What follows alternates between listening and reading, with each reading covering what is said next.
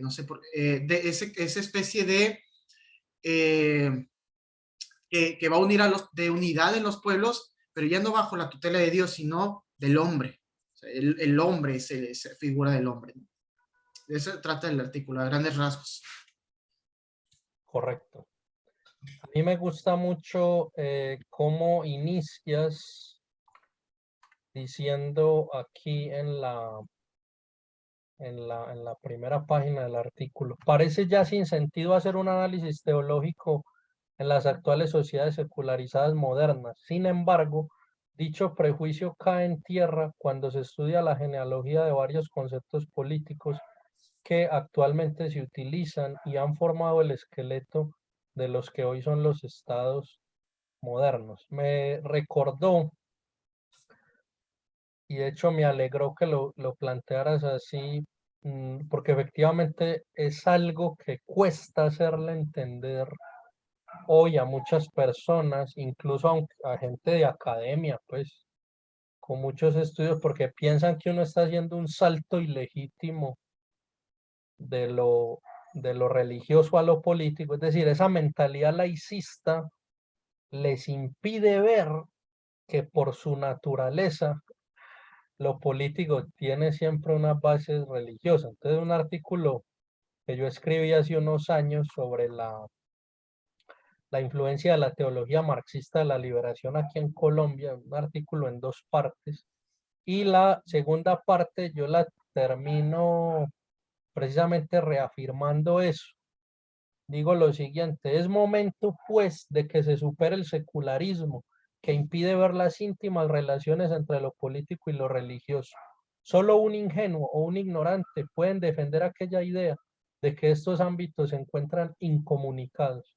Realmente lo que pasa al nivel de la jerarquía católica explica lo que ocurre en el amplio marco de la política internacional.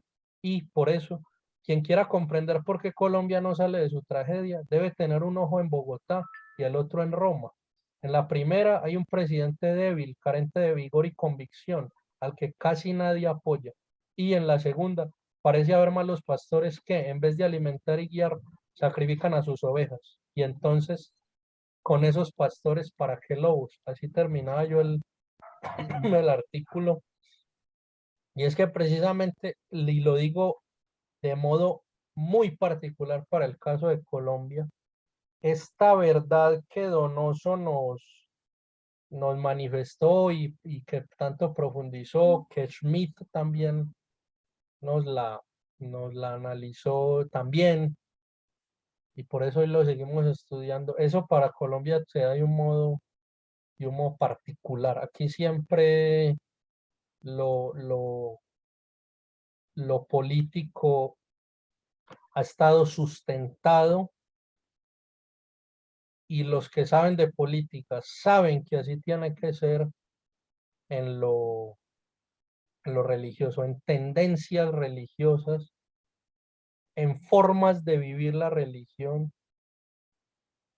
Y precisamente los últimos 20 años de Colombia, antes de la llegada de Petro, ese ascenso de Uribe, tienen también unas raíces religiosas que pues son los elementos quizá algo conservadores que todavía quedan en Colombia, pero eso es fruto de la fe, pero también ese mesianismo uribista de que más o menos Álvaro Uribe es como una especie de, sí, de Mesías enviado por Dios para rescatarnos, tiene esa connotación, ¿no?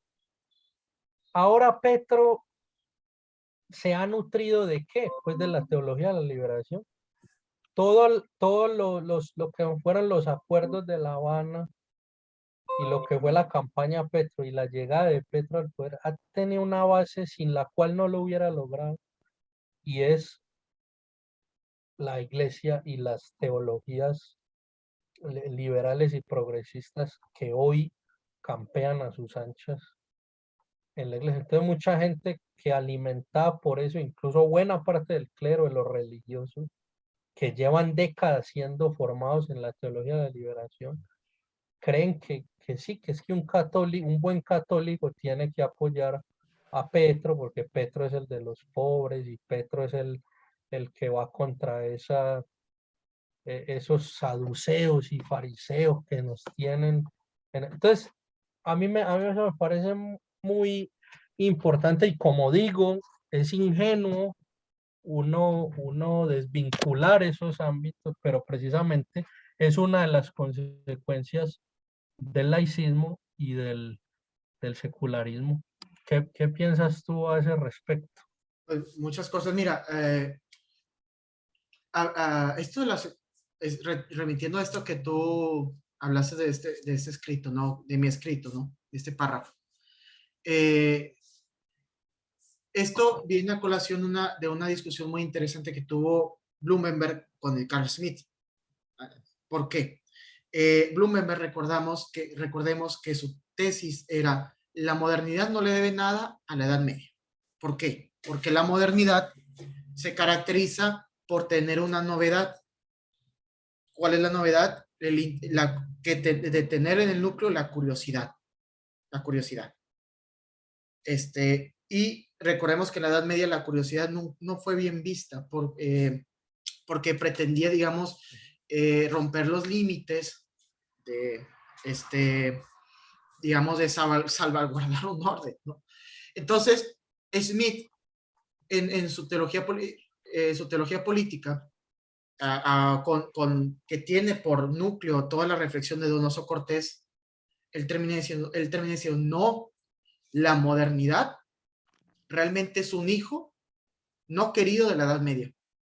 Y todos esos aparatos estatales que hoy en día vemos como laicos, seculares, etcétera, no son más que conceptos teológicos secularizados. ¿Qué quiere decir esto?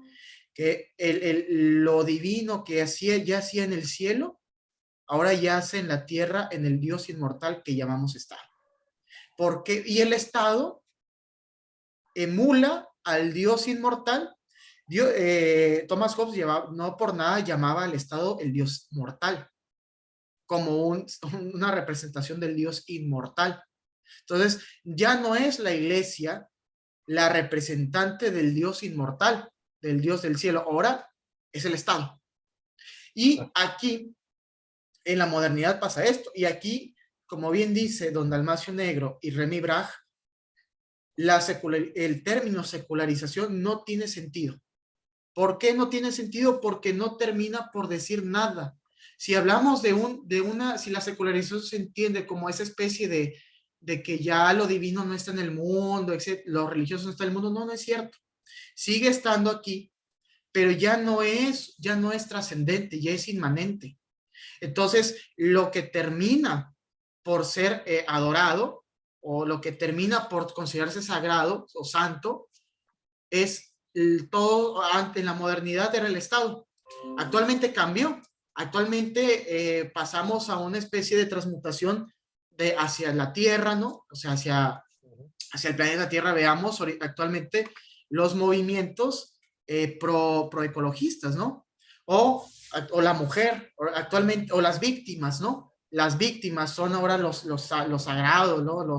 Hay que luchar por los negros, hay que luchar por la emancipación de la mujer y todas esas cosas que han terminado por dinamitar lo que eran todas las instituciones que daban un orden antes de la era moderna, que inclusive en la edad moderna se conservaban, pero actualmente estamos viendo toda una dinamitación de las mismas.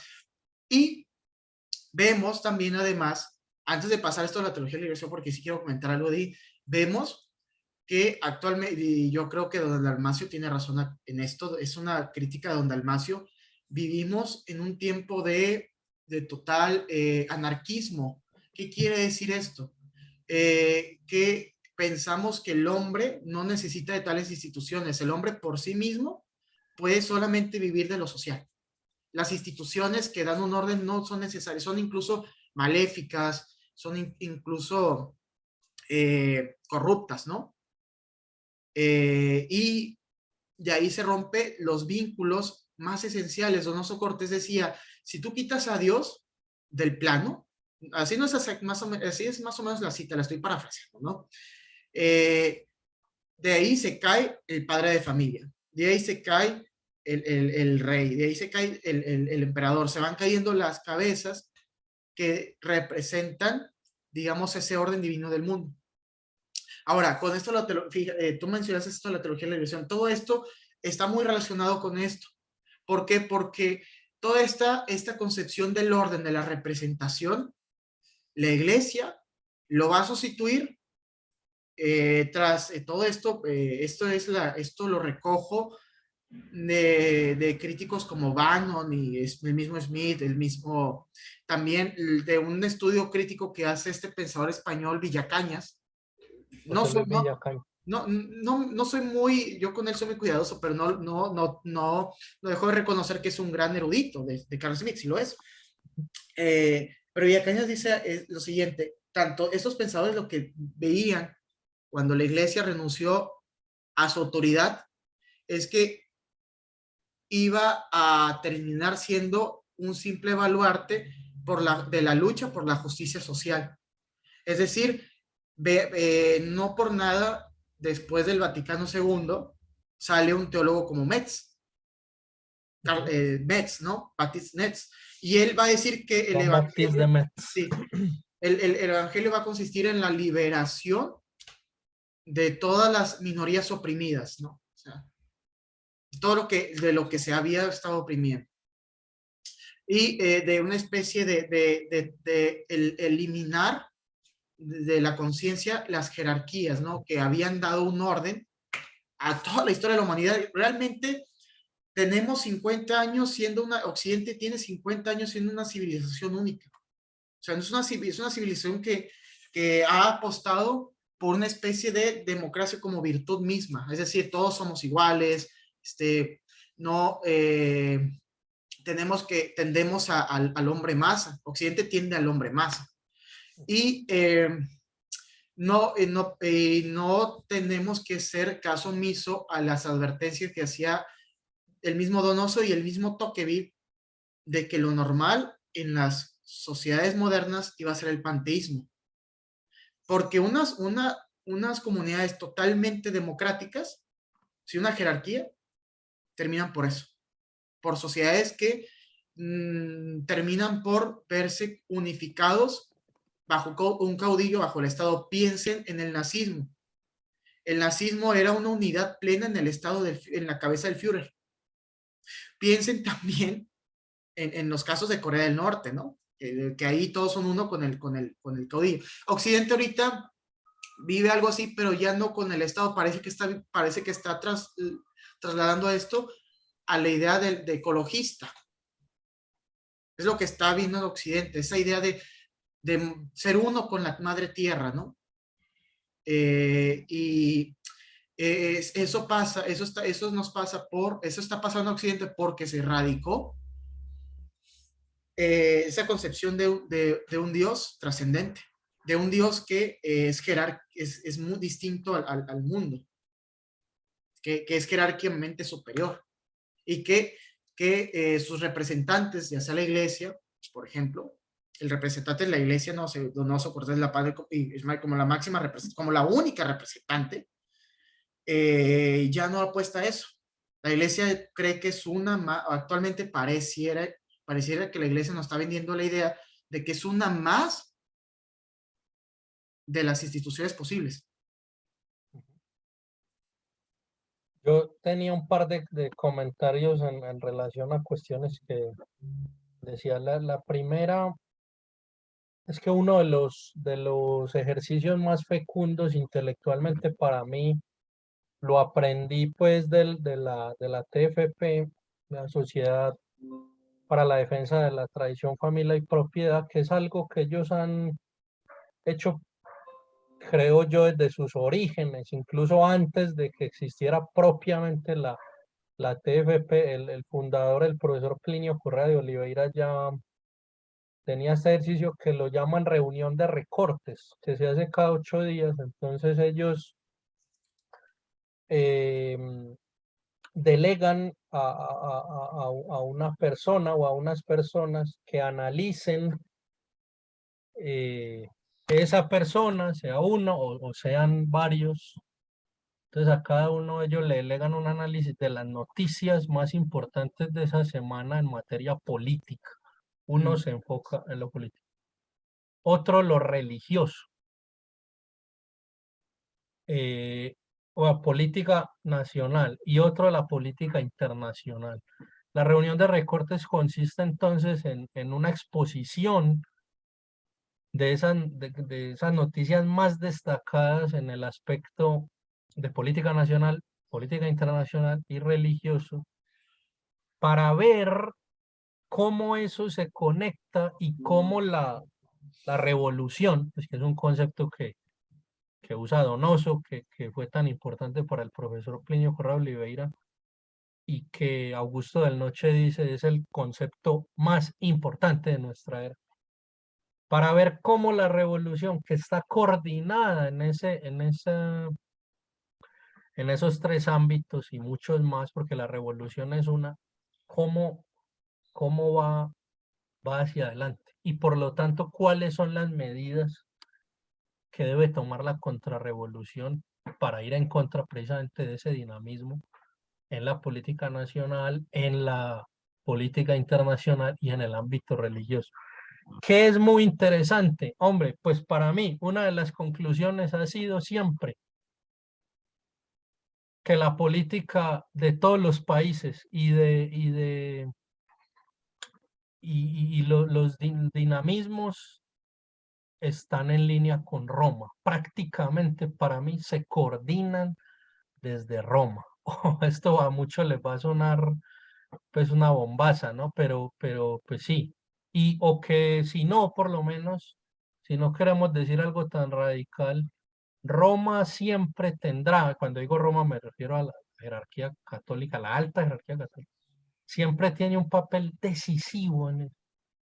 Y siempre el elemento religioso va acompañando, va orientando, va alimentando unas líneas políticas que se dan. Y por eso el elemento religioso siempre va a ser determinante. Ese era un primer comentario, ¿no? Que es que en la práctica uno lo verifica. Lo segundo es que, y que tiene que ver con esas raíces eh, religiosas de lo político, yo estoy seguro que Carl Schmitt debe haber analizado esto en alguna parte. Yo no conozco propiamente el texto, pero yo sé que en alguna parte lo trató.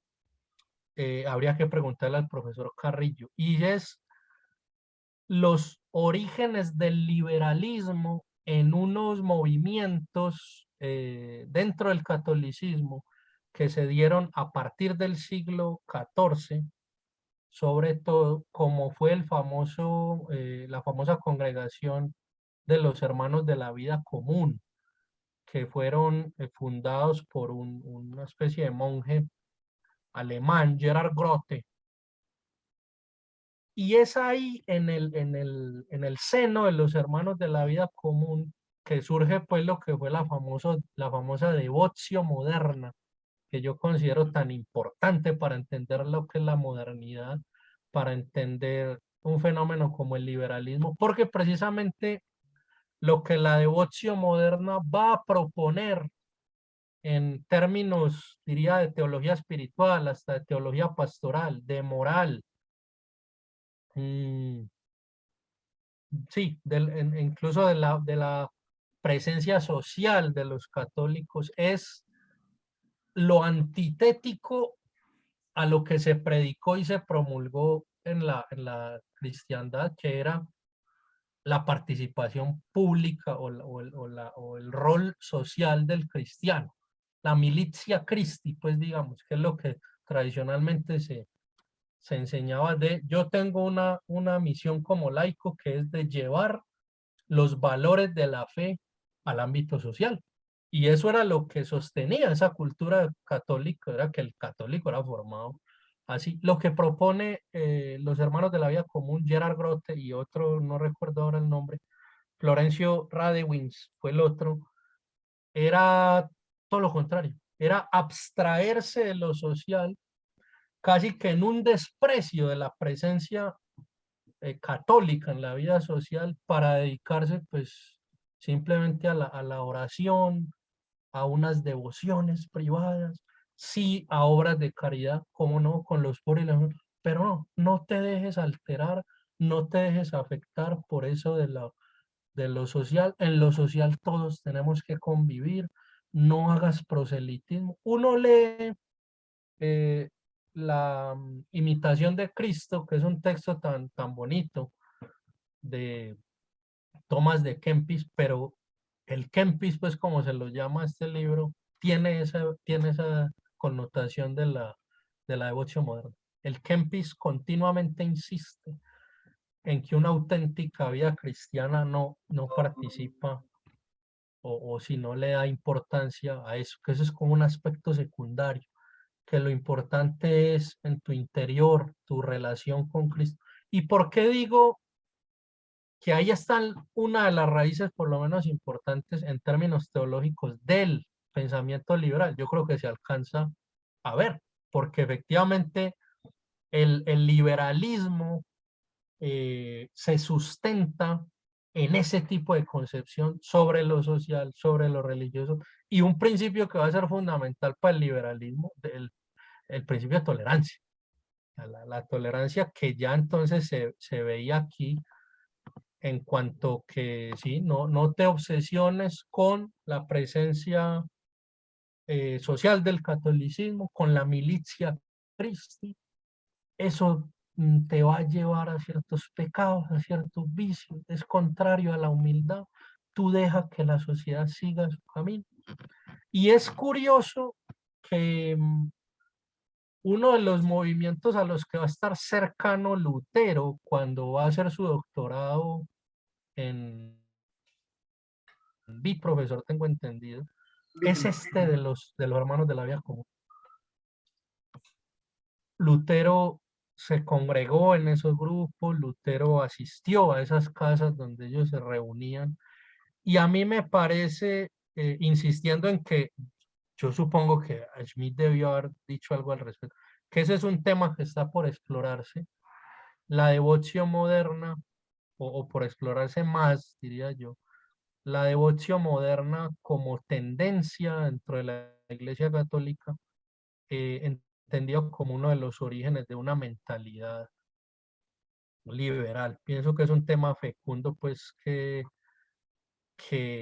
está ahí para que lo exploremos y que precisamente lo que uno ve en la obra de Donoso es todo lo contrario, es llamar a la presencia social del catolicismo, su propio camino de vida es eso, es pasar de ser un católico liberal, un poco con esos, o pseudo católico diría yo liberal, un poco con esos principios de la devoción moderna, a decir, no, venga que es que esto no le permite ser a un católico a machamartillo, como ella, ¿me entiendes? Y Pelayo, un católico cabal. Claro, Y entonces, así como las herejías, que es un tema que tratas en tu texto, que está también explicado en la carta al cardenal Fornari, la presencia social de las herejías. Así como las herejías han hecho esa presencia social y de ahí se han derivado una serie de errores en materia política y hasta económica y demás, los católicos debemos hacer, esa es nuestra tarea, ese es nuestro lugar, hacer esa presencia social. Si nosotros dejamos ese terreno libre, pues lo invaden los enemigos de la iglesia y va a haber una sociedad donde el cristianismo como religión no puede existir, salvo falseándose, es lo que hablamos la otra vez, que es ingenuo pensar que en un contexto social, cultural, económico, no católico, el catolicismo como religión puede sobrevivir. No puede sobrevivir. Tiene que, exactamente. para poder sobrevivir como institución, digamos, la estructura, digámoslo así, tiene que falsear sus principios, negar su verdadera cosmovisión, su Weltanschauung, y aunarse con la cosmovisión de ese nuevo orden y empezar entonces a hacer esos malabarismos teológicos que se hacen para yo compadecerme e ir en la línea de esto que se plantea. Sin embargo, repito, no pienso yo que históricamente haya sido la política la que entonces le dicte a la religión su rumbo, sino que y ahí coincido con Donoso, han sido movimientos y tendencias dentro de la teología y de la alta jerarquía católica los que han determinado los rumbos de la vida política, de la teoría política, hasta nuestros días. Sí, y lo normal siempre ha sido que la religión sea la que determina la moral. Claro, sí, Lo normal es que las religiones siempre determinen la moral, las costumbres de los pueblos. O sea, aquí lo que pasa en Occidente, lo que pasó en Occidente, Occidente es un caso único porque, y que claro, se ha migrado a Oriente, aunque Oriente ha logrado mitigar todos esas, eso es lo que Occidente ha tratado de universalizar, ¿no? O sea, eh, mira, son muchos, y lo, voy a lo, voy a tratar de relacionar lo vamos a relacionar con Donoso y con este trabajo, ¿no? Porque creo que es todo lo que se desprende de este trabajo, ¿no? Eh, el Estado nace, el Estado moderno, y a veces, como lo ha enseñado don Dalmacio Negro, hace mucho en sus trabajos, y también Cabanov lo señala muy bien en sus libros sobre teología política. William Cabanov es un pensador canadiense, americano, no sé si americano, canadiense, muy interesante, que dice que el Estado nació para dominar a la iglesia y a las religiones, a las fes que en ese momento estaban, ¿no? Entonces, digamos que el Estado moderno nace para crear al cristiano zombie, al musulmán zombie, al judío zombie, es decir, neutralizarlos, neutralizar esas costumbres, esa cultura, para hacer, digamos, inoperante el cristianismo o el islam o cualquier cosa, ¿no? Con el islam no puede, para empezar. Con el islam están batallando mucho. Con los que están haciendo en Europa en islam es, como no pueden integrarlos, realmente los ponen en unos guetos, pero ellos no dicen que son guetos, para empezar. Pero el cristianismo han podido hacer eso porque todas estas cuestiones tienen una vertiente cristiana. Occidente es anticristiana, aunque Borges y haya muchos intelectuales que digan que no, Occidente es acristiana, no es anticristiana, no, Occidente es anticristiana. Y más profundamente es antitradicional. Ningún mundo tradicional, y tú lo has dicho muy bien, puede vivir en suelo occidental. Es imposible. cada vez Salvo, menos. sí, cada vez, salvo que vivan en guetos como lo está haciendo los musulmanes. Los musulmanes ahí no permiten entrar a nadie. Nada más entran los musulmanes. Si entras ahí estás frito, estás muerto, no puedes entrar. Entonces, el Estado moderno nace para neutralizar sobre todo a la iglesia. Si uno lee, por ejemplo, Leviatán de Thomas Hobbes, todo el último libro, cuando habla del mundo de las tinieblas, todo es un grito de guerra hacia la iglesia de Roma, porque lo que hace el Estado es también es partir esa universalidad que la iglesia había trabajado. El Estado es particularista, es un orden en un determinado, es una concentración de poder en un determinado territorio. Ya no es la visión imperial que la iglesia había heredado de Roma, ¿no? O sea, el imperio no ve espacios cerrados, el imperio siempre ve espacios abiertos. Entonces, toda esa cuestión de lo público y lo privado, pues precisamente nace con el Estado moderno. O sea, eso de que mi religión es en lo privado y lo público es otra cosa, es toda esa división moderna del Estado, ¿sí? Que no es más que neutralización de la misma. Entonces, Donoso observa esto, ¿no? Que la iglesia poco, de ese orden de la cristiandad, prácticamente Donoso está viendo ya los últimos años de la misma, ¿no?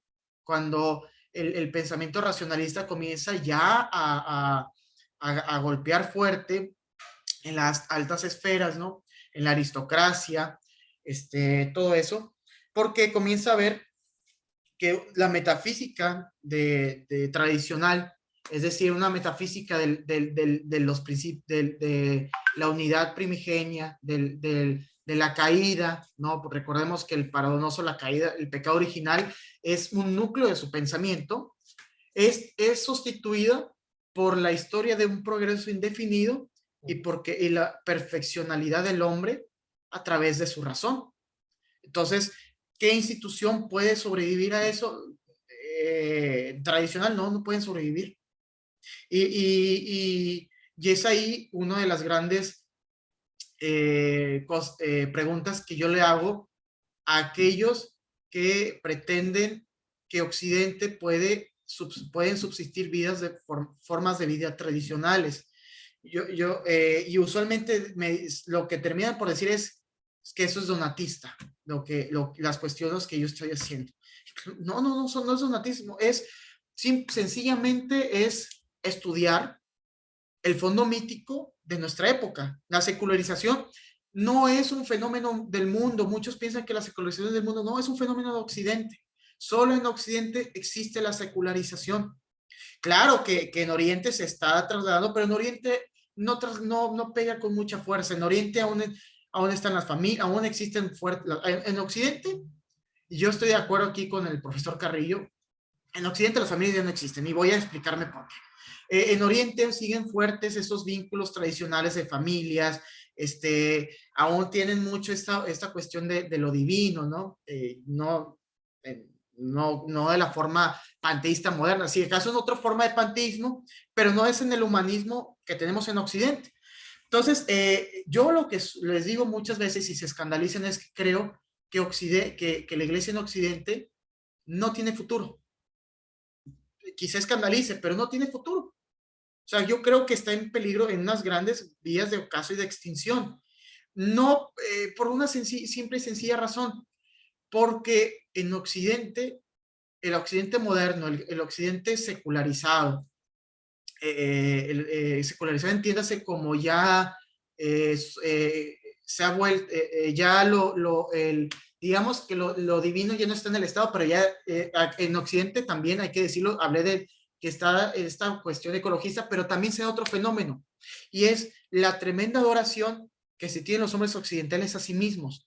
O sea, la tremenda adoración que tienen los hombres occidentales a sí mismos impide todo vínculo social, vínculo comunitario. No, ¿por qué los jóvenes hoy en día no se quieren casar? Porque arruinan su juventud, su forma de vida, etcétera, se vuelven atomizados. Entonces, las familias que antes lo normal era compartir la misma tele, ir a rezar el rosario en comunidad donde se hacían, ¿no? Uno ve a las familias y ve que cada cuarto tiene una tele, cada cuarto, cada quien escucha su música, cada quien tiene gustos distintos y eso hace imposible un suelo común. Entonces, ¿cómo se pretende trasladar una tradición en familia si las familias hoy en día están partidas? Eso en Occidente tiene, además de toda esa cuestión de los medios que lo hemos hablado nosotros en nuestras discusiones, tiene también una metafísica racionalista que impide del libre pensamiento, de la tolerancia, que esa cuestión de la libertad de pensamiento, etcétera, en el fondo no es más que destruir todo vínculo tradicional, que es coartar la iglesia en el fondo, que realmente no crea libre pensadores, crea imbéciles al servicio de ciertas agendas, ¿no? Es lo único, Idiotas útiles. idiotas útiles, es lo único que terminan haciendo. Entonces, como Occidente, y es lo que dice Donoso Cortés, al último yo pongo en el escrito de Donoso sus lamentaciones que vienen en el discurso de la dictadura. No he visto a un pueblo recuperar la fe, he visto personas recuperar la fe, pero un pueblo no. Y entonces él se lamenta que Occidente ya no podrá regresar a la cristiandad, eso es cierto, porque en el fondo se destruyó los vínculos tradicionales. Pero ¿qué dice Donoso? Lo que va a quedar va a ser un gobierno tiránico, de que él dice un gran monstruo colosal, inmenso, que va a terminar por mover a los cuerpos a como se les antoje. Entonces, veamos, lo del COVID no es un fenómeno aislado a esto. O sea, es cierto que teníamos que ser prudentes y todo, pero no nos hagamos tontos. La pandemia no fue un ejercicio de prudencia, fue un ejercicio de control.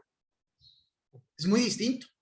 Prudencia, claro que la había que tener, pero fuimos, digamos, sumidos a un gobierno de control.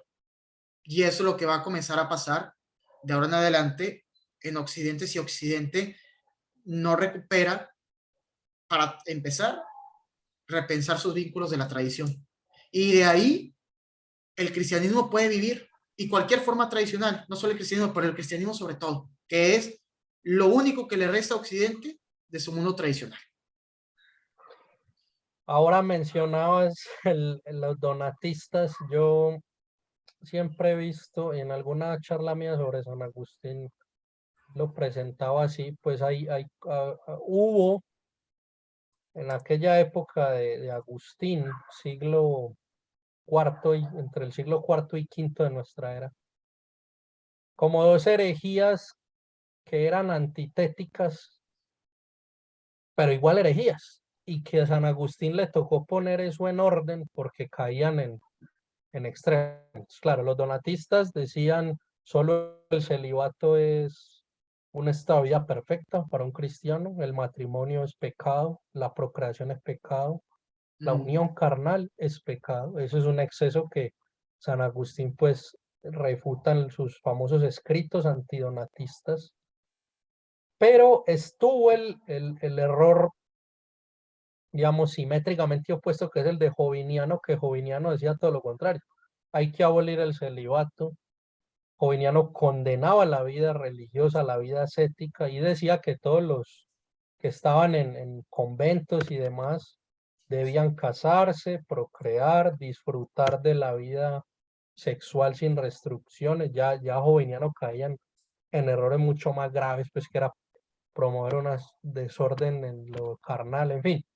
Entonces yo pensaba que esos que nos acusan a nosotros de donatistas harían bien en preguntarse, ¿no será que yo soy demasiado joviniano? O sea, es más bien como el autoexamen. Nosotros estamos dispuestos a hacer un autoexamen. Yo creo que nosotros nos mantenemos en ese autoexamen.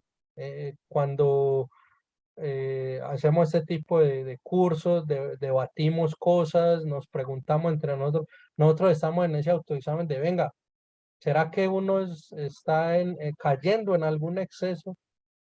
Entonces siempre está ese interés en encontrar la verdad, en examinarse. En cambio, uno a ellos los ve muy seguros de su posición, o sea, de que ellos están en lo cierto y esto es lo que es y así debe ser y todo lo que dice el Papa Francisco pues es y es que ustedes no lo entienden. Entonces yo sí invitaría a ciertos grupos, a ciertas personas en concreto a autoexaminarse. En el artículo tú reflexionas en torno a dos pivotes, uno ya lo mencionaste, el pecado original, y el otro es la providencia de Dios. A mí me parece eso importante relacionarlo con lo que decías ahora. A ver, es en relación a este tema de la cristiandad. Una cosa es yo afirmar que la cristiandad como época, claro, como época, como civilización católica, pues sí, dejó de existir en cuanto que ya no es la cultura dominante. Eso te lo decía yo alguna vez a ti. Y otra cosa es pensar o alegrarme por eso, estar de acuerdo con eso, no luchar por eso. ¿Qué quiero decir? Claro, yo tengo muy claro que las monarquías católicas desaparecieron, que el régimen de cristiandad pues ya no está.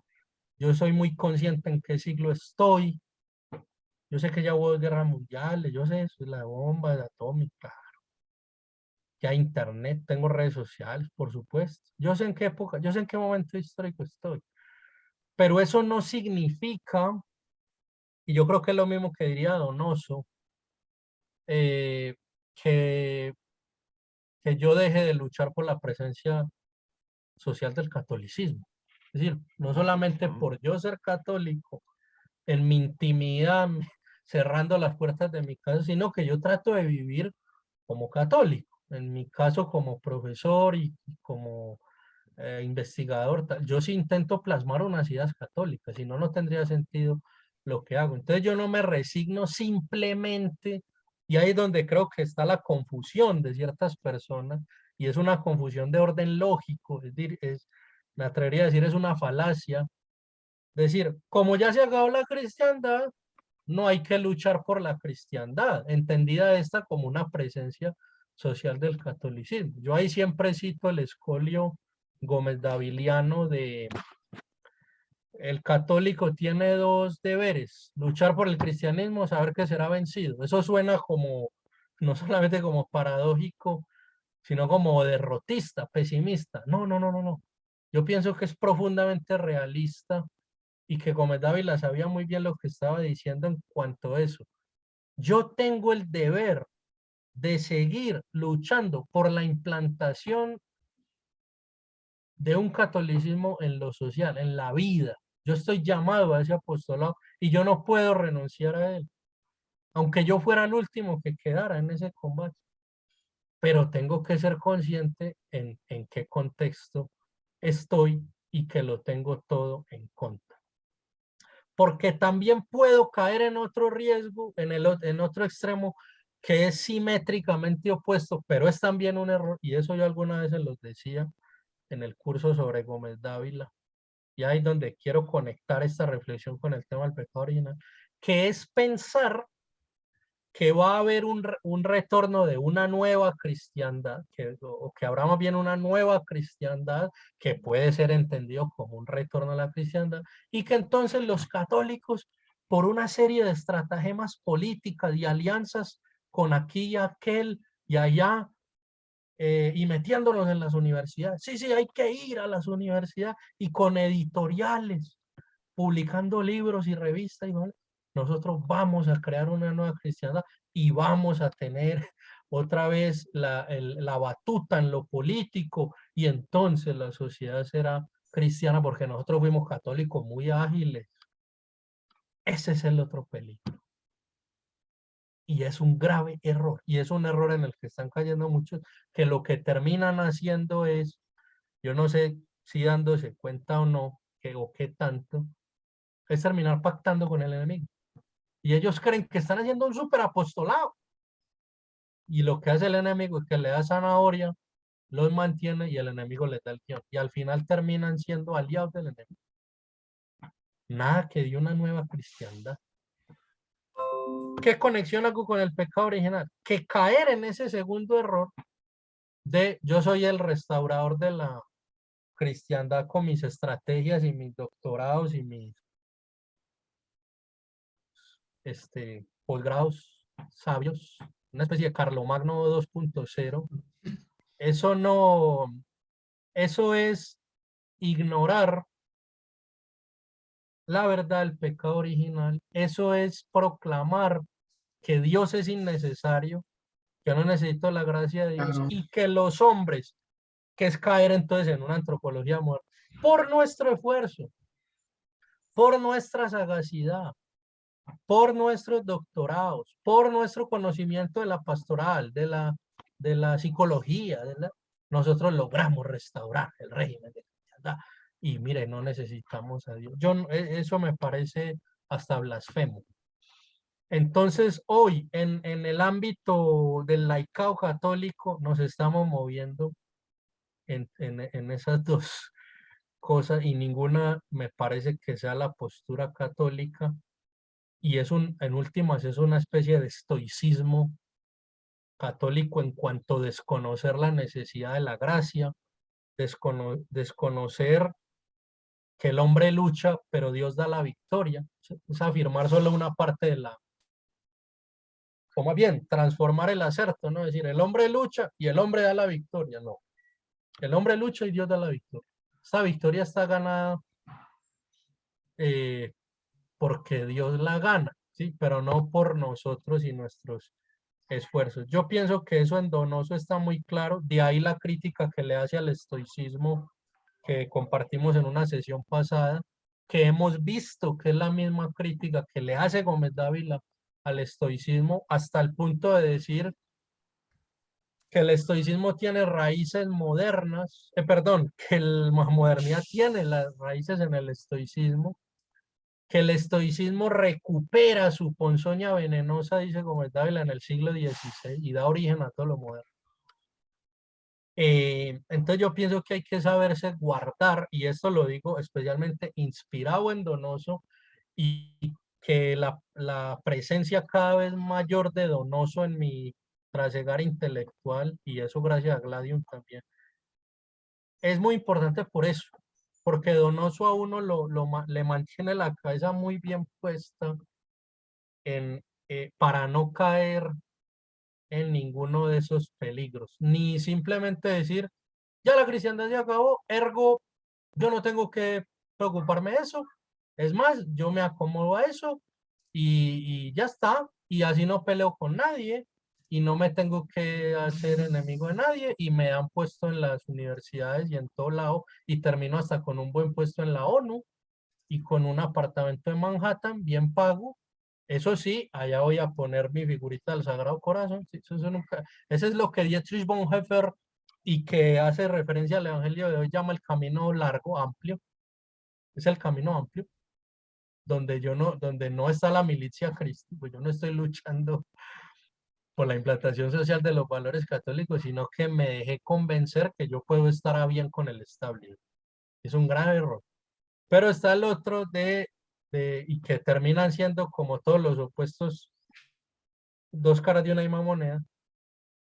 Yo tengo que solo, y con este grupo de sabios, esta comisión de sabios, como llamo aquí en Colombia, restaurar la cristiandad, y para eso me alié pues con la multinacional tal y el empresario tal y no sé qué, y al final terminé yo siendo parte de la revolución. El doctor Plinio lo llamaba falsas derechas.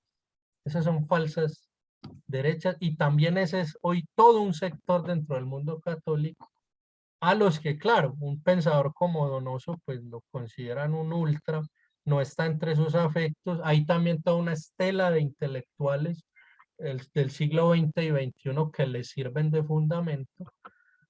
eh, y pienso yo que eso es un peligro alterno. Bueno, eso. Y también me parece importante en cuanto al aspecto de la redención, ¿no? Pensar que es como que la iglesia, la estructura eclesiástica más bien, aunada con los poderes del mundo, pues va a redimir la naturaleza humana, las consecuencias del pecado original. Eso es algo que también está muy en el aire, que tú muy bien lo relacionas con el tema de la técnica, y quisiera que nos hablaras un poco más de eso, o sea, esa presencia de la técnica en su carácter redentor. Es la técnica la que va a ayudarnos a superar las consecuencias del pecado original, por lo cual Dios también se hace innecesario. Es decir, la técnica y la idolatría de lo técnico sería un aspecto de esa religión del hombre. Sí, antes de eso, nomás quiero hacer un comentario. Decía Remy Bragg en una entrevista. Yo recomiendo que conozcan a Remy Bragg. Sí, Ujú. es un gran pensador. Yo creo que es pensador católico más importante del siglo XXI.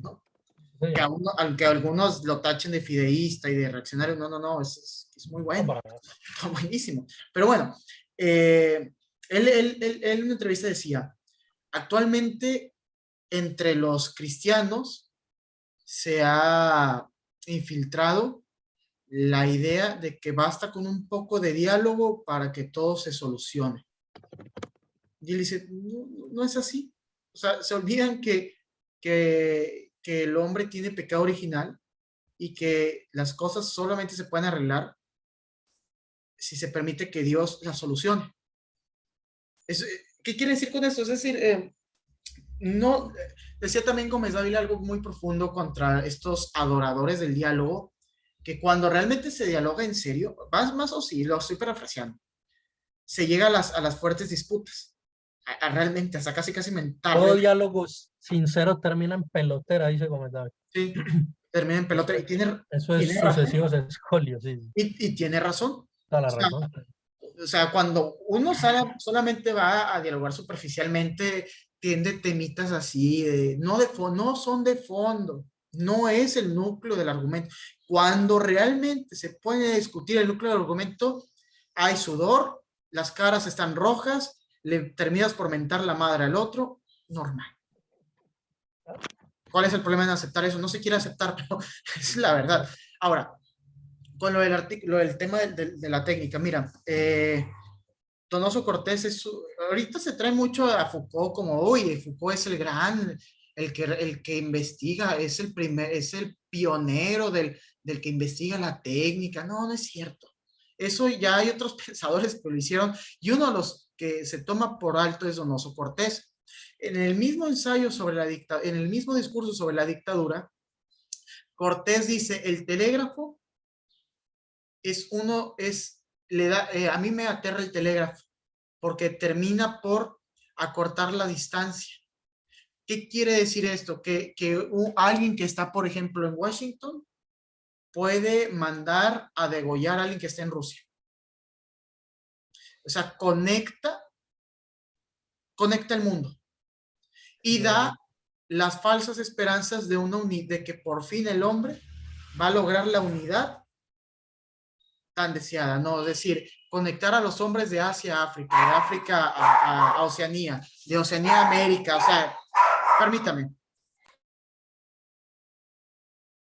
Entonces, Sabes que quería hacer un paréntesis de lo que decías ahí, que yo tengo entendido y se lo he escuchado a gente muy seria, historiadores y demás.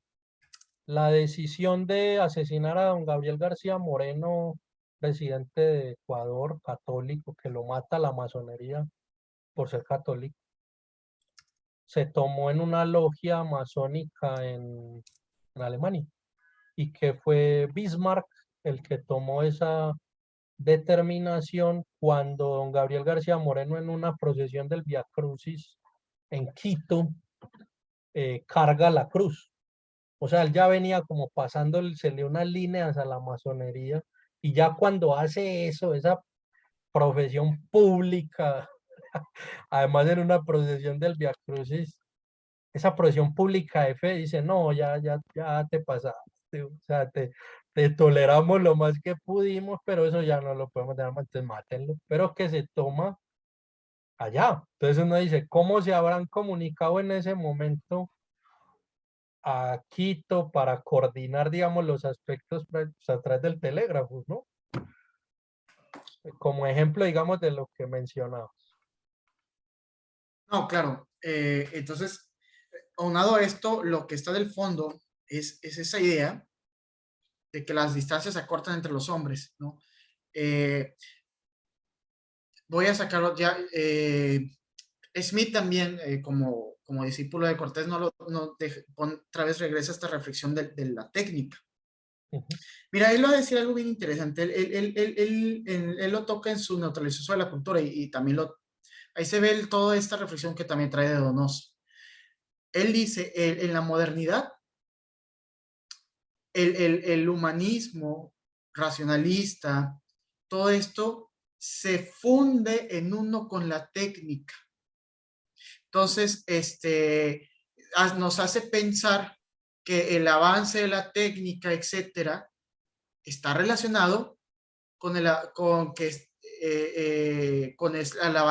de una especie con la democracia, está relacionado con el humanismo, con los valores del humanismo racionalista, etcétera, ¿no? Entonces, si tú piensas, por ejemplo, miren, voy a poner un ejemplo. Hablen con un niño de prep, de universidad, un niñito ahí de 19 años, él te va a decir, es que hay que legalizar el aborto porque los países de primer mundo tienen el aborto. Fíjense lo que está detrás. Ellos creen que el legalizar el aborto, etcétera, se relaciona con ser un país desarrollado, lo cual es una mentira. Entonces, ujú. el occidente moderno relacionó injustificadamente la técnica con esa especie de, de racionalismo, de Es una moral. ideología. Sí, es una ideología, sí. Y no es eso. Yo me atrevería a decir incluso es una secta, es decir, al todo lo moderno, una vez que uno lo logra identificar, toda la mentalidad moderna y la forma de vivir moderna es susceptible de un análisis desde el estudio de sectas. Simplemente lo dejo ahí. Sí, interesante. Entonces, Libro sagrado, culto al líder o a una serie de líderes. culto a la ciencia. No puedes cuestionarle ciertas cosas. Si tú le cuestionas ciertas cosas, no te van a contestar, no que eres proscrito. Entonces no está permitido tampoco el diálogo libre sobre la modernidad. Ah, tú no crees que el aborto es progreso. Ah, eres un facho, eres un arcaico, eres un reaccionario. Sí, Es la secta. exactamente. En las sectas, al que propone discutir algo o cuestiona algo o cuestiona una norma del líder, le caen en cargamontón. No, y te voy a poner un ejemplo que a mí me mataba de risa, ¿no? Había un director de cierta institución importante católica mexicana de investigación, y entonces él se reía mucho de aquellos que cuestionaban, digo, yo por ejemplo, les tengo que decir, yo sí me vacuné, pero yo estuve, bueno, quizá esto no es como lo plantean los medios, o sea, hay que escuchar a los que cuestionan, siempre estuve abierto, pero Claro. había este señor que se la pasaba de que no, ustedes son conspiranoicos, jajaja, no le creen a la ciencia. Entonces le decían, oye, dame la evidencia científica de esas vacunas y te ponía un link, de CNN. Y tú dices, vale, No, pues, bueno, sí, a ver, ahí entonces, está. tú no, a Pero ver, no, pero mira lo que es interesante. o sea, pones un link de Lo que está CNN. detrás es, si CNN lo dice, es la verdad. Eso me Exacto, salió, o entonces, sea, ese es el medio oficial esa es la verdad y lo que dice CNN, eso es. aquí Sí, vemos una alianza entre este racionalismo, esta idolatría a la ciencia con la misma técnica, que habría que claro, cuestionar, habría que preguntarnos si la técnica es neutra o no. Por ejemplo, Donoso decía que no, para Donoso no es claro. neutra. Smith diría que Para sí, Gómez Dávila tampoco. para Gómez Dávila tampoco. Entonces, miren, otra de las cosas bien interesantes del pensamiento de los reaccionarios es su reflexión sobre la técnica y sobre el mundo industrial. O sea, Así es. quizá el único reaccionario que también es moderadamente moderno es Smith. Smith decía, bueno, la técnica es neutral, no es... Porque Smith, por ejemplo, Smith es un reaccionario, pero a la vez moderno, porque Smith veía con buenos ojos al Estado, Smith veía con buenos, pero también se alejaba de todas estas cuestiones del racionalismo. Ujú. Pero reaccionarios como Don Donoso, como un Gómez Dávila, como Yunga, como Mishima, ellos decían, la técnica no es algo neutro. La técnica tiene toda una configuración de cómo ahora entender al hombre, ¿no? Eso es algo muy interesante que habría que discutir y analizar. Entonces, en Donoso, regresando a Donoso, ve en la técnica esa inclinación o principio de o principio para llevar a cabo esta unidad racional, Ujú. racionalista del ser humano. Exactamente. Va a apoyar la idea del humanismo racionalista. Y ya no es necesario el símbolo de la cruz. Ya ahora sí podemos lograr a estas organizaciones de Naciones Unidas, etcétera, piensen en los derechos humanos, que actualmente lo que les reprocho a mis hermanos personalistas, con todo respeto, ustedes parecen que no hablan del cristianismo, hablan de los derechos humanos. Hacen una especie de, como si los derechos humanos fueran una especie de resultado necesario del cristianismo. Eso no es cierto. Los derechos humanos realmente esconden una tentación racionalista espinociana. Lo No, único que y esconde. claro, y tiene el riesgo, es decir, la mentalidad que sustenta los derechos humanos, modernamente hablando, tiene el problema de que inventa derechos a su amaño y el día que también quiera, saca algún derecho.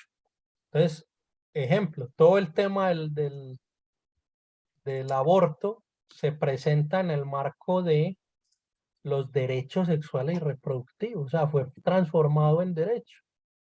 Y si tú le dices que atenta contra el derecho a la vida, pues ellos te dicen no, porque es que el derecho a la vida significa esto. Entonces ellos modifican a su amaño el contenido de los derechos, el significado de los derechos, meten derecho. Hace poco decía una persona en un evento de la Universidad de Antioquia, del Instituto de Filosofía, que se está trabajando para implantar el derecho a la filosofía, una cosa ridícula por demás, que aparezca en la lista del derecho a la filosofía. Entonces no ve que eso, es decir, si bien puede, a ver, nosotros tampoco nos podemos abstraer de los contextos del debate. Nosotros no hacemos mal si, claro, apelamos a los derechos humanos, apelamos a nuestras constituciones, pero saber que el fundamento último no es ese. Y Exacto. entonces que a la cuestión hay que meterle derecho natural, por eso hay que saber de historia, y que también este discurso de los derechos humanos es más bien reciente y tiene serios problemas en su fundamentación filosófica y solo podrían tener una fundamentación sólida en la existencia de Dios, ¿no? Eso Sí, exactamente. O sea, no. tú en el artículo, y ya para ir cerrando, pues hablas de que finalmente el sustento de la socialidad o sociabilidad natural del hombre es la Trinidad, y efectivamente la sociabilidad natural es una de las ideas que en lo moderno se niega, ¿no? Entonces, Rousseau lo niega, los contractualistas, Hobbes, digamos, es Hobbes, su punto de partida, exacto, que en la antropología clásica siempre ha estado y mucho más en el cristianismo, pues porque tiene esa base trinitaria. Me recordabas un pasaje de la carta al cardenal Fornari, donde Donoso hace como un hilo de silogismos en el que termina mostrando que la negación del pecado original lleva a la negación de la Trinidad. La leo. Estas negaciones y estas afirmaciones con respecto al hombre conducen a otras negaciones y a otras afirmaciones análogas con respecto a Dios. En la suposición de que el hombre no ha caído, procede negar y se niega que el hombre haya sido restaurado. En la suposición de que el hombre no haya sido restaurado, procede negar y se niega el misterio de la redención y el de la encarnación, el dogma de la personalidad exterior del verbo y el verbo mismo. Supuesta la integridad natural de la voluntad humana por una parte, y no reconociendo por otra la existencia de otro mal y de otro pecado, sino del mal y del pecado filosófico, procede negar y se niega la acción santificadora de Dios sobre el hombre, y con ella el dogma de la personalidad del Espíritu Santo. De todas estas negaciones resulta la negación del dogma soberano de la Santísima Trinidad, piedra angular de nuestra fe y fundamento de todos los dogmas católicos. De aquí nace y aquí tiene su origen un vasto sistema de naturalismo, que es la contradicción radical, universal, absoluta de todas nuestras creencias. Tu artículo, entre muchos méritos que tiene uno, y es que pienso que lo debe tener todo texto académico: la elección de las citas textuales o referencias, quiero decir, sean paráfrasis o citas directas, que verdaderamente sustentan el planteamiento del autor. En el caso tuyo, tú sustentas muy bien tu interpretación y tu propuesta en los textos mismos de Donoso. Y hay uno que me parece muy bueno, que yo no lo recordaba, pues, del ensayo sobre el catolicismo y el liberalismo y el socialismo, que dice: el hombre es por naturaleza pecador, lo cual no quiere decir precisamente que sea malo, sino más bien que está mal hecho. Lo que hay aquí de la teoría católica consiste en el reconocimiento de la existencia del mal y del pecado, en la confesión de que el pecado está en el hombre y no en la sociedad, y de que el mal no viene de la sociedad sino del hombre. Por último, hay aquí de la teoría católica el reconocimiento explícito de la necesidad de redención y de la penitencia. Y luego en un apartado al que titulas El racionalismo como pretensión de unidad, una cita maravillosa de Smith de teología política. Valdría la pena haber puesto ahí, pues que es de teología política para el que no la conozca. Toda idea política adopta una actitud determinada frente a la naturaleza del hombre y presupone que el hombre es bueno o malo por naturaleza. Una de las preguntas al hombre masa de hoy que más lo conflictúa es precisamente en contra del dogma este rusoniano, pues de la bondad natural y que el mal viene en la social. Le dice, bueno, y si el mal viene de lo social, ¿quién puso el mal en lo social? Exacto. Es una cosa de sentido común, ¿no? Si el mal no viene del hombre, sino que el hombre lo toma en la sociedad, ¿quién puso el mal en la sociedad? Y efectivamente cuando ha hecho este ejercicio con las personas, uno lo que verifica es que no se lo han preguntado. Y es una cosa tan evidente. Y por eso digo que la modernidad te educa entre comillas, a manera de secta.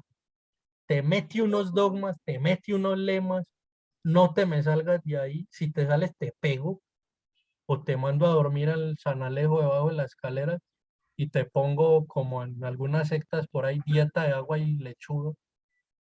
Entonces no me cuestiones eso, hermano.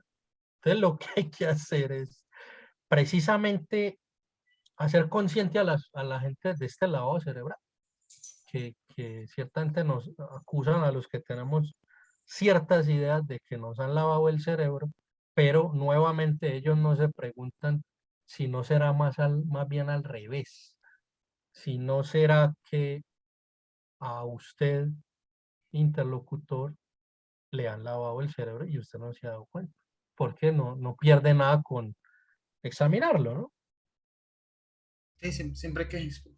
Así rápido nomás quiero comentar y relacionarlo con lo de los derechos humanos, porque tiene mucha relación. Miren, los contractualistas parten, yo recomendaría mucho este libro interesante de tres formas de entender el derecho jurídico de Smith. Él dice lo siguiente, Smith no era decisionista para empezar, también hay que decir, claro, él era una especie de posición intermedia, pero bueno, él dice, los decisionistas como Thomas Hobbes parten, no parten de nada, parten de unos individuos aislados, temerosos, etcétera, que por un contrato terminan por unirse para superar el temor. ¿Qué quiere decir con esto? Que ellos parten, que los contractualistas y que es el núcleo del pensamiento moderno, parten del individuo aislado, del puro individuo aislado. Entonces, el derecho natural y también el orden de las costumbres, etcétera, el nomos, diría Smith, no puede ser porque el hombre existe aparte de la sociedad. Estos pensadores reaccionarios como Donoso, de Metz y Smith también, Smith no sé si reaccionario, más bien moderadamente moderno, lo prefiero denominar, ¿no? Ellos van a decir, no, la sociedad del hombre son una y la misma cosa. ¿Qué quiere decir esto? Estos pensadores siempre van a decir, el lenguaje preexiste antes que el hombre, el lenguaje, y a lo mejor uno dice, cómo es posible eso? Pero bueno, sencillamente ellos están queriendo decir que uno nace con una lengua determinada, que uno no llega al mundo aislado. El hombre llega al mundo y es determinado por sus costumbres y sus circunstancias, ¿no? Nace con una lengua determinada, nace con usos y costumbres determinados, etcétera. Entonces, la forma actual de entender el derecho, que son los derechos humanos, rompen toda esa forma de entender porque parten de un individuo aislado de su mundo. Y estos hombres, estos pensadores reaccionarios realmente rescatan el derecho, porque el derecho está siempre ligado a un nomos, a lo que Mary Smith un nomos, que vendría siendo todas estas formas de cómo nos relacionamos con los otros y las otras, bueno, entonces, esta cuestión también importante que tú subrayaste del, del pecado original es interesante porque en la modernidad, como el hombre se concibe sin pecado original, que no nos hagamos mensos. La modernidad lo que trata de erradicar es el pecado original, dejar al hombre en una especie de naturaleza pura, de un estado natural, ¿sabes? Así, ¿no? Eh, si se elimina esta idea del pecado original, se elimina esa idea de que el hombre tiene una tendencia natural al desorden, al mal.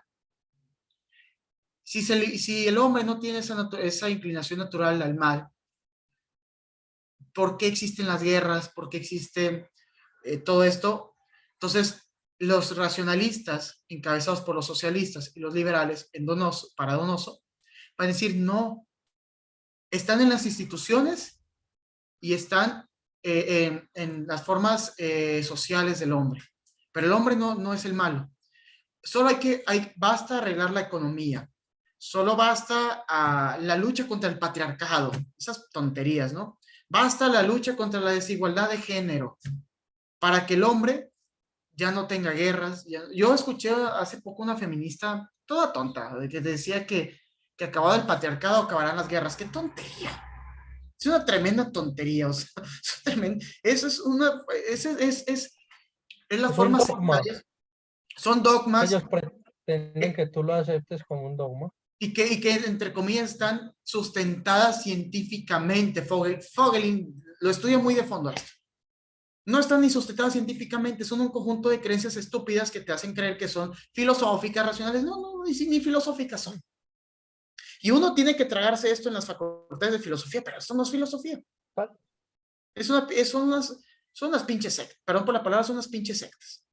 sí, Unas pinches sectas. Entonces, entonces queda la pregunta de que, bueno, ¿no será más razonable pensar que el mal viene del hombre mismo? Y si viene del hombre mismo, esas instituciones que estos sectas o ideologías pretenden socavar, ¿no serán más bien las que delimiten la violencia en el hombre, el mal en el hombre? Ahora bien, yo hace poco también puse un tuit que causó algo de polémica, donde yo cité a Donoso que decía, Dios y la iglesia son una y la misma cosa. Y todos, ¿cómo estás diciendo eso? Bueno, pero lo que sencillamente quiere decir Donoso con eso es tomando la idea de que el hombre y la sociedad son uno, la iglesia, vamos a decir parafraseando a Hegel, de esa forma, la iglesia es el paso de Dios en el mundo, es decir, es la que representa el orden que Dios quiere en el mundo. claro. Así de fácil. No significa panteísmo, Sí, no. Como todas las instituciones tradicionales quieren representar el orden astral, el emperador japonés, por ejemplo, que a lo mejor no son óptimas, pero tienen más sentido que las formas modernas, de que se representa el hombre y la democracia son una especie de diosesillos, ¿no? Que sí. están ahí excesivamente, no representan nada. La representación política hoy en día no Ah, existe, no existe. yo Entonces, quería, sí, dale. nada más para acabar. Entonces, es la idea, Donoso lo que está es el pensador de la representación, es el pensador que habla que esta idea de representación conlleva una idea de ver el mundo, de metafísica y teológica, y que no se puede dejar de lado, que indudablemente la modernidad lo que nos lleva es una lucha entre dos eones, el león juánico, como diría René Girard, y el león heraclitiano. No hay punto intermedio como nos quieren. Yo estoy convencido, yo estuve un tiempo de que, bueno, sí puede haber punto intermedio. No, me parece, yo ya me alejé de esa idea, no hay punto intermedio porque hay una lucha de mitos y entre los mitos no hay discusión, no hay diálogo, hay lucha a muerte. Entonces, eso me parece que estamos viviendo hoy en día. Estamos viviendo la sustitución del mito juánico por el mito heraclitiano, como diría René Girard.